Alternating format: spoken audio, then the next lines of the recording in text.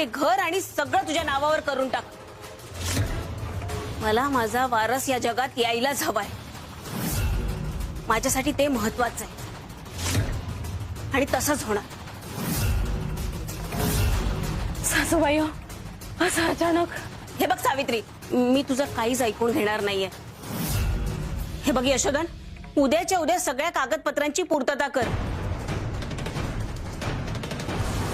बाळा काळजी करू नकोस, सगळं कसं आपल्या मनासारखं होणार आहे।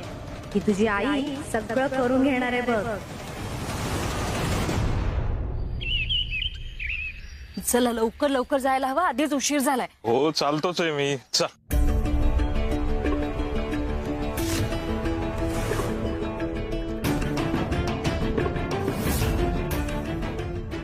यशोधन तू?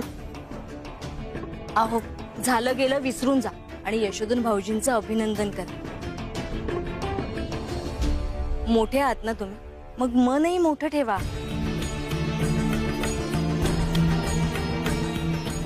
ठीक आहे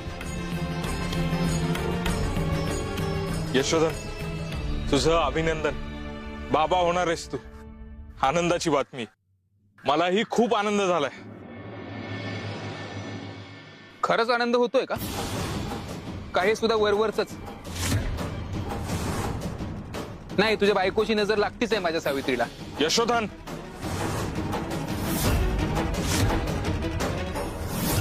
आणि हे बघ दादा, मी फक्त बाबा नाही होणार आहे, त्या घराचा मालक सुद्धा झालोय।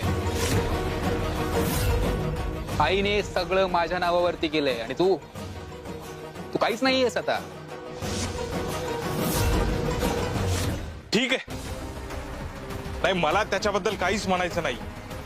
आता आईनेच तुझ्या नावावर केले म्हटल्यावर मी तरी काय बोलणार।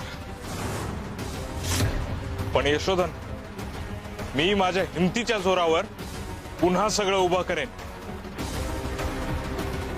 तू अरे तुझ्याकडे राहिला स्वतःचं घर सुद्धा नाही, मंदिरात राहतोयस तू आता। आणि तू कसल्या मोठ्या गोष्टी करतोयस रे? आम्ही आहोत त्याच्या पाठीशी।